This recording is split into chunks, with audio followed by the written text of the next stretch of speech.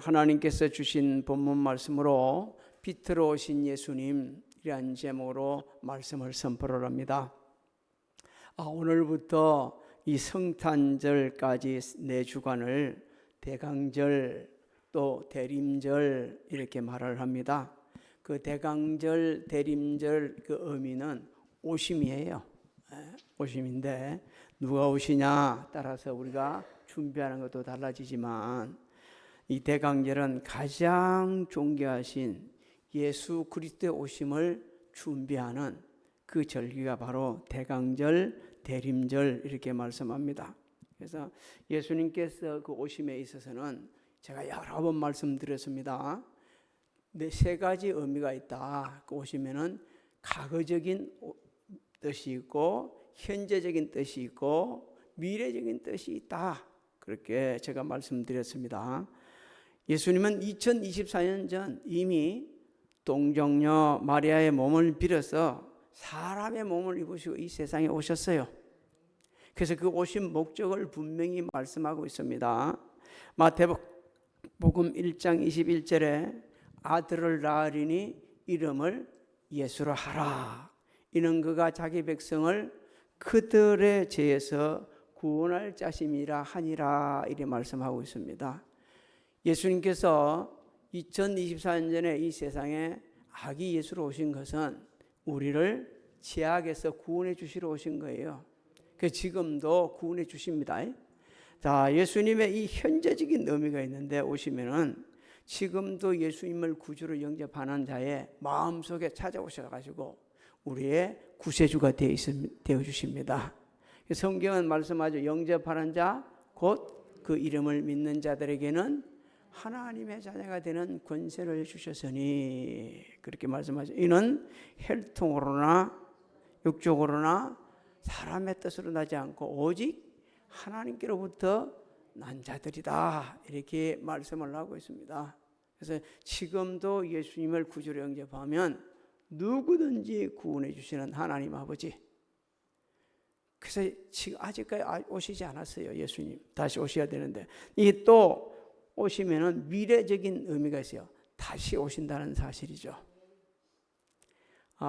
성경은 여러 곳에서 예수님도 친히 말씀하셨고 성천하실 때 천사들도 말씀하셨고 사도 바울도 말씀하셨고 예수님은 반드시 다시 오신다 이렇게 말씀하고 있거든요. 자, 예수님 성천하실 때 천사들이 하신 그 말씀을 우리가 같이 봅시다. 사도행전 1장 10절로 11절 시작.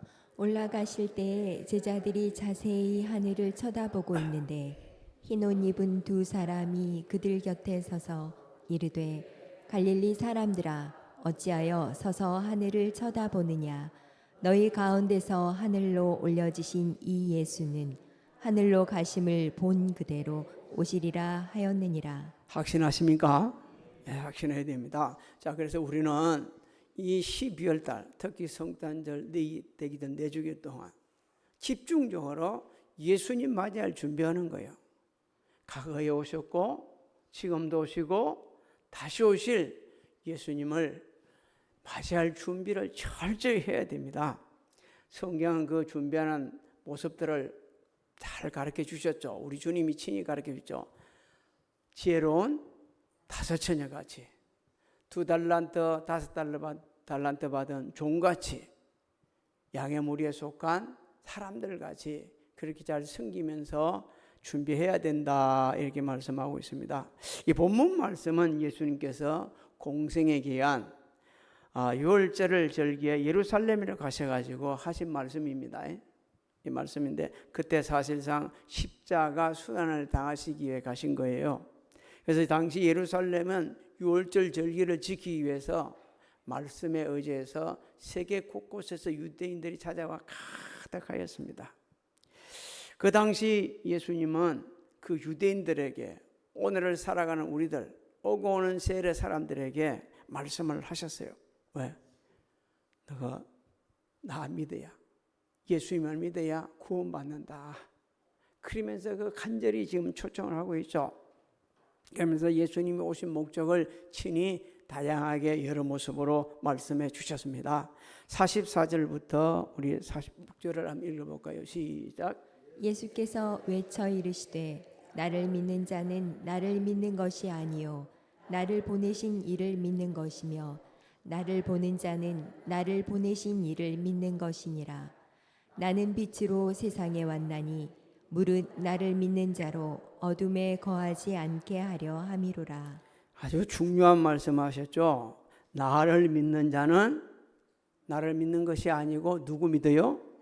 나를 보내신 이를 믿는 것이다 하셨습니다. 그래서 예수님을 믿는 것이 하나님을 믿는 것임을 가르쳐 주시기 위해서 예수님이 이 세상에 오셨다는 거예요. 한번 또 생각해 봅시다. 왜 하나님께서는 예수님을 보내셔가지고 세상 사람들이 하나님을 믿게 하셨을까?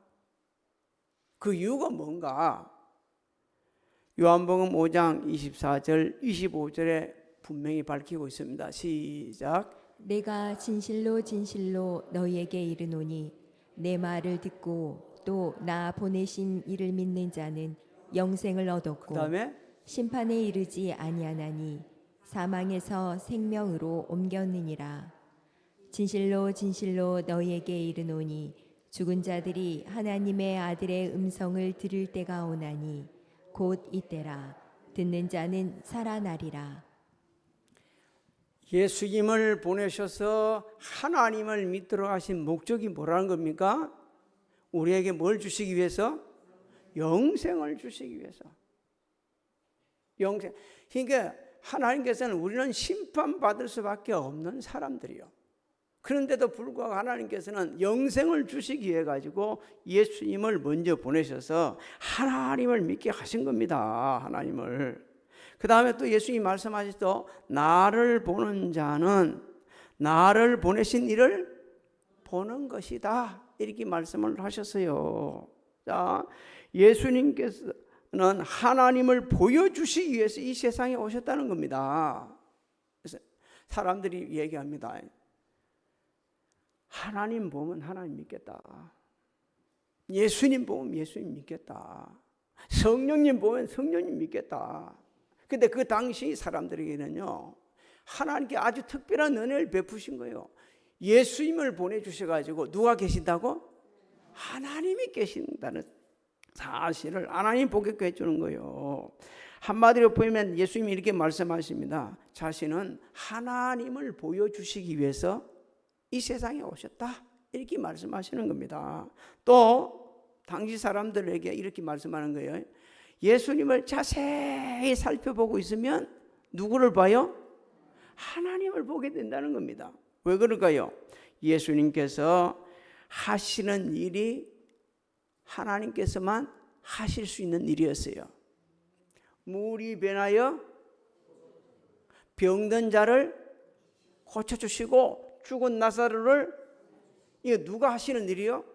하나님이 하시는 거예요. 그러니까 그 하시는 일을 봤을 때, 아, 이건 하나님이 계시네. 이거를 보고 하시는 겁니다. 또 예수님께서 하신 말씀이 전부 다 누구 말씀? 하나님의 말씀이시기 때문에 그렇습니다. 한 번도 예수님은 자의로 말씀하신 적이 없어요.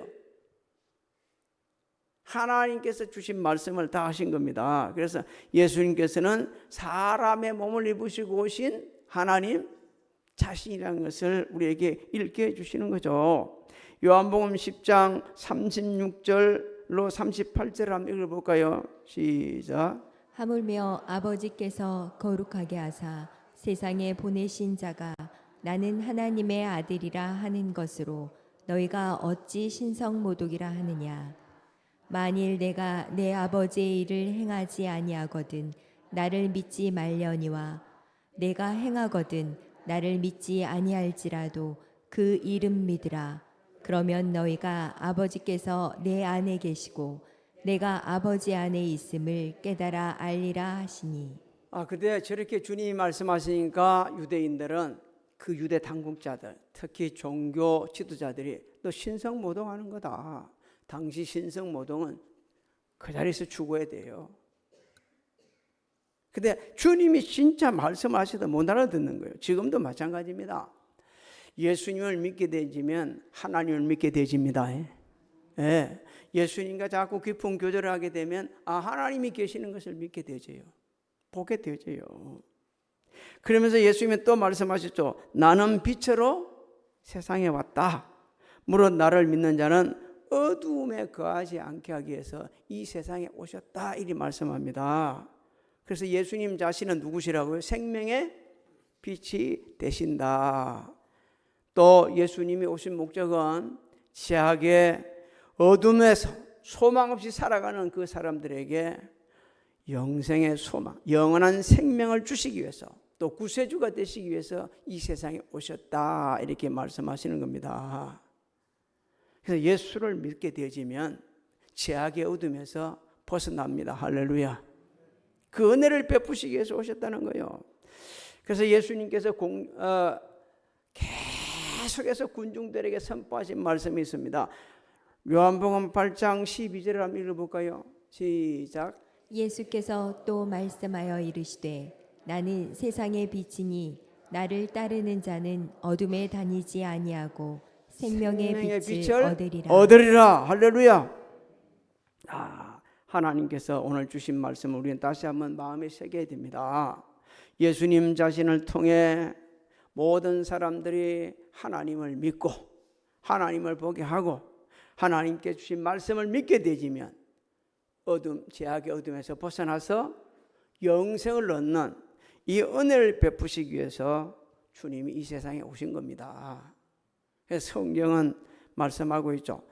사실 사도 바울이 성령의 감동을 받아서 기록한 말씀입니다. 왜 그럼 예수님이 그러냐? 예수님은 하나님의 형상이시기 때문에 그렇다 말씀합니다. 골로새서 1장 15절로 17절 한번 읽어볼까요? 시작. 그는 보이지 아니하는 하나님의 형상이시요 모든 피조물보다 먼저 나신 이시니 만물이 그에게서 창조되되 하늘과 땅에서 보이는 것들과 보이지 않는 것들과 혹은 왕권들이나 주권들이나 통치자들이나 권세들이나 만물이 다 그로 말미암고 그를 위하여 창조되었고 또한 그가 만물보다 먼저 계시고 만물이 그 안에 함께 섰느니라. 믿습니까? 우리가 믿는 예수님은 창조주 하나님이십니다. 믿습니까? 온 우주의 만물의 주권자이십니다. 그래서 우리가 성탄절 그러는데 집안에 털이 하나 세워놓고 불 바짝바짝하고 그게 전부가 아니에요. 물론 그렇게 살아가는 분도 없겠지만 다시 오실 주님, 과거에도 오셨고 현재도 오시고 특별히 다시 오실 주님을 사모하면서 우리가 담대하게 복음을 전해야 됩니다. 예수 믿지 않고는 죄악의 어둠에서 벗어날 길이 없다. 예수 믿어야만이 구원받는다. 목이 터지도록 전해야 됩니다. 할 수만 있다면 자신의 전 삶의 영역에서 전해야 돼요. 여러분 제가 말씀드려서 혹시 기분 나쁠지 모르겠지만 지금은 하나님 나라에서 편히 쉬고 있는 어느 장로님 꿀을 열심히 떠요. 그리 떴어요. 그러고 나서 겨울 때쯤 되면 꿀 뜨러 다니지 못하니까 차에다가 전도지를 수천 장씩 하고 물 튀우시를 하고 이래 갖고 나가서 진주 사거리에 나와가지고 트럭에다가 그리 싣고 나와가지고 전도를 합니다. 여러분들은 사후 준비가 돼 있습니까? 미친놈이라고 욕을 엄청 들었어요. 그런데도 불구하고 사람들 야 이놈아 미친놈아 지금 사는 것도 힘드는데 사후 준비 무슨 사후 준비? 사후 준비가 더 중요합니다. 그러면서 이분이 전가하는 거야. 1년에 수천 명한테 전도를 합니다. 하나님께서 너무 사랑하셔서 너 이제 그만해라. 할 만큼 했어. 그러면서 하나님 나라로 인도해 가셨습니다. 여러분, 성탄절은 그렇게 보내야 됩니다. 자기 자신에게도 한번 조용히 물어보세요. 사후 준비됐어요? 우리는 현실의 준비가 더 커가지고 사후 준비를 못 하는 거예요. 현실의 준비보다 사후 준비가 더 중요합니다. 기껏 살아봐야 우리가 이 세상에 요즘 같은 세월에 살더라도 100년밖에 못 살아요. 그런데 세상을 떠난 후에는 영원히 살아야 됩니다. 하나님 나라에 살든지 지옥에 가서 살든지 둘 중에 하나를 선택해야 되는데 그 사후 준비를 잘 못하게 되면 인생이 거꾸로 가는 거예요. 뒤에 제가 또 말씀드리겠습니다만 사후 준비가 안 된 사람이 너무 많아. 이 세상에서 자신은 진짜 멋지게 인생을 산다고 생각하지만 헛되게 살아가는 사람들이 너무 많아요. 그래서 우리는 예수님이 왜 이 세상에 오셨는지를 알고 전해야 됩니다. 47절 48절을 한번 읽어볼까요? 47절 48절 시작. 사람이 내 말을 듣고 지키지 아니할지라도 내가 그를 심판하지 아니하노라. 내가 온 것은 세상을 심판하려 함이 아니요 세상을 구원하려 함이로라. 나를 저버리고 내 말을 받지 아니하는 자를 심판할 리가 있으니 곧 내가 한 그 말이 마지막 날에 그를 심판하리라. 2024년 전에 오신 예수님은 심판으로 오신 게 아니에요.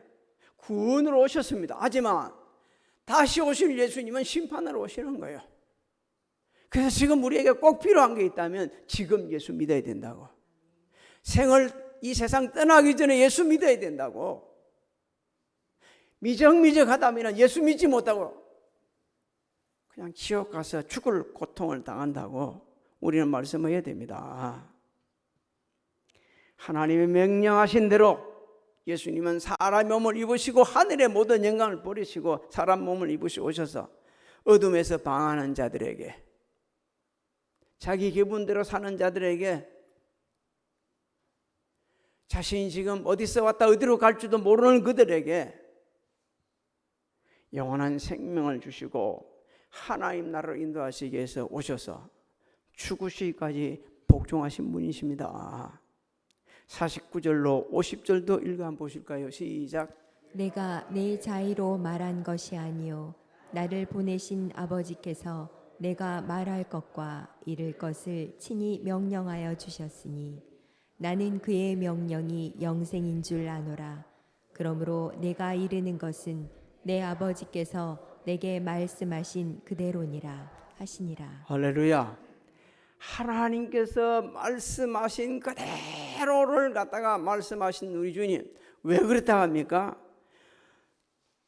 명령하신 것이 영생인 줄 알았기 때문에, 하나님의 말씀이 그대로 말씀을 믿고 또 순종하게 되면 그는 영원한 영생을 얻기 때문에 주님은 그렇게 말씀하셨어요.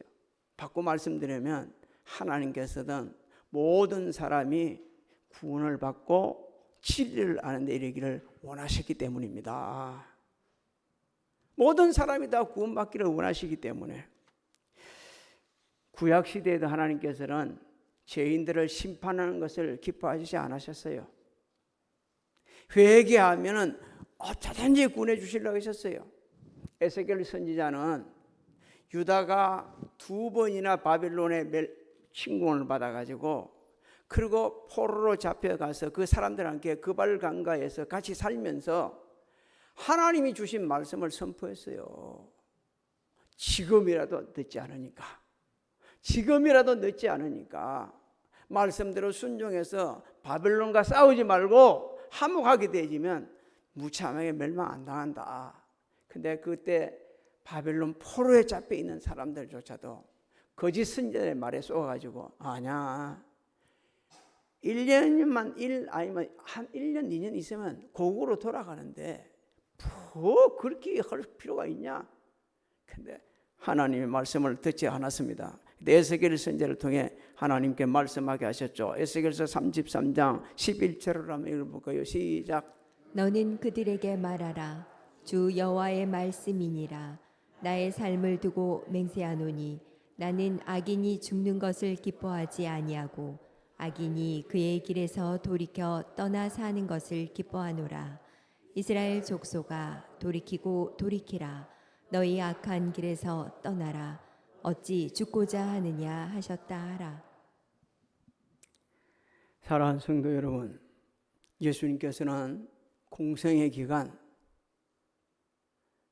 자신의 말 한마디도 하시지 않으셨어요. 하나님 말씀하셨어요. 자기 뜻대로 해본 적이 없어요. 하나님의 뜻대로 행하셨습니다. 죽시까지 복종하시면서 위대하신 사랑을 십자가에서 성취시키셨어요. 하나님의 말씀을 그렇게 선포할 때마다 도전을 받고 죽이려고 덤벼들었습니다. 사람들은. 오늘날도 마찬가지입니다. 하나님께서 주신 영생의 말씀을 듣는 것보다 세상의 잡다한 소리를 듣는 것을 더 좋아하고 영원한 천국보다는 이 현 세상을 전문처럼 살아가는 사람들이 얼마나 많이 있는지. 아주 가끔 보면 예수 믿는지 안 믿는지 확인은 안 되지만 선한 일을 하는 사람 참 많습니다. 이번에 눈이 와가지고 그 안동 쪽인 것 같던데 짐차 그냥 난간에 떨어지기 직전에 되어 있는데 꼼짝하면 죽어요. 차도 떨어지고 사람도 죽는데 소방관이 가가지고 40분 동안 그 사람 손을 붙잡고 40분 동안이죠. 40분 동안. 40분 동안 해서 이제 소방관들이 와가지고 구원하는데도 바꾸면 혹시 바꾸다가 손을 잘못하면 놓칠까 싶어서 끝까지 놓치지 않고 사람들이 내려가고 손을 묶이고 이럴 때까지 있다가 올려갖고 그 살린 분도 있었어요. 그 사람을 살린 분도 있었어요. 우리 눈이 좀 요번에 와가지고 큰 혼란을 겪었죠. 그런데요, 이 눈 오는 가운데서도 진짜 주님의 빛을 반사한 분들이 너무 많습니다. 추위에 떨고 그러면 눈 치우는 사람들한테 차를 갖다 마시더라는 분들, 힘은 없지만 삽자루 들고 나가지고 빙판을 깨내는 사람들, 정말 많은 사람들이 희생을 했어요.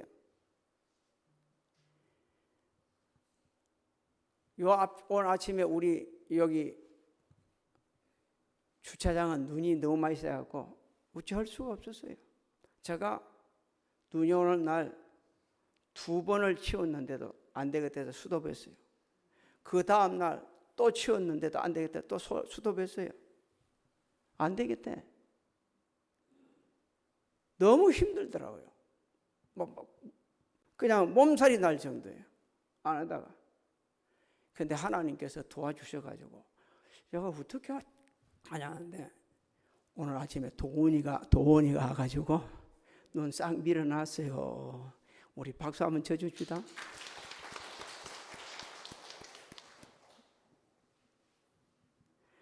우리가 왜 현실적인 삶의 현장에 힘을 쓰고 애를 쓰고 그렇게 살아야 될 이유도 있지만 그 이유가 먹고 마시고 이 세상 행복에 사는 게 전부라면 고쳐야 합니다. 고쳐야 합니다. 빛 대신 예수님을 정언하고 살아계신 하나님을 정언하고 아직도 세상이 전부 다 알고 있는 사람들에게 예수 믿어야만이 구원받는다고, 만약에 그렇게 살게 되면 지옥 가서 영원한 고통 속에 살 수밖에 없다는 것을 전해야 됩니다. 제가 말씀하는 게 아니고 성경이 그렇게 말씀하고 있어요. 누가복음 16장 23절, 27절, 28절 말씀을 한번 읽어볼까요? 시작.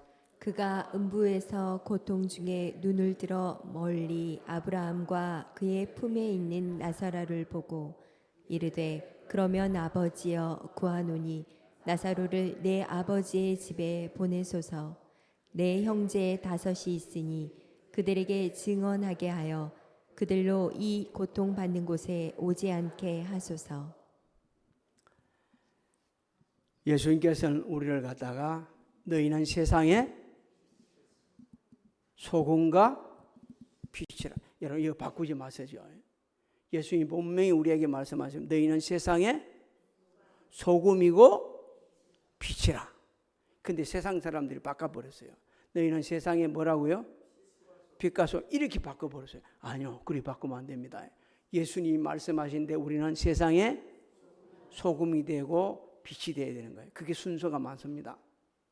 자, 소금은 대가를 지불합니다. 소금이 하는 역할 딱 2가지예요. 거기 되면 하나는 뭐죠? 썩지 않게 만들고 하나는 녹아서 맛을 내죠. 그래 소금이 되려고 하면 자연스럽게 뭐 해야 됩니까? 세상에 소금이 되려면 뭐 해야 되죠? 대가 지불이 있어야 돼요. 대가 지불이. 그러다 보면 자연스럽게 뭐가 나요? 빛이 드러나는 거예요. 근데 사람들은요, 소금 되는 거는 싫고 뭐예요? 빛이 되는 걸 더 좋아하는 겁니다. 먼저 소금 되고 그러면 자연적으로 따라오는 것이 뭐예요? 그래서 하나님께서 주님 말씀하셨죠. 절대 빛은 숨기지 못한다고. 은밀한 장에 구제하시면 하나님이 보신다고 하셨어요. 주님은 반드시 다시 오십니다. 그럴 때에 너희 정말 이 세상에 소금으로 살았냐? 그것을 놓고 마지막에 우리를 판단하실 것입니다. 성탄절 준비 잘해야겠죠. 그러나 다시 말씀드립니다. 다시 오실 주님을 맞이할 준비도 하시고 사후도 준비 잘 하시고 어린 소자한 것이 내게 하겠다는 주의 말씀을 따라서 꼭 크게 하려고 하지 말고 우리가 할 수 있는 일을 해서 주님의 그 위대하신 사랑, 하나님의 살아계심, 성령의 역사심을 드러내는 우리 모두가 되시기를 주의 이름으로 소망합니다. 오늘 하나님 귀한 종을 보내주심을 감사를 드립니다. 합력하여 선을 이루가게 해 주옵시고 주의 거룩한 사역 감당할 때 하나님 큰 능력 다해 주옵시고 주의 선한 뜻을 이루갈 수 있도록 은혜 베풀어 주시옵소서.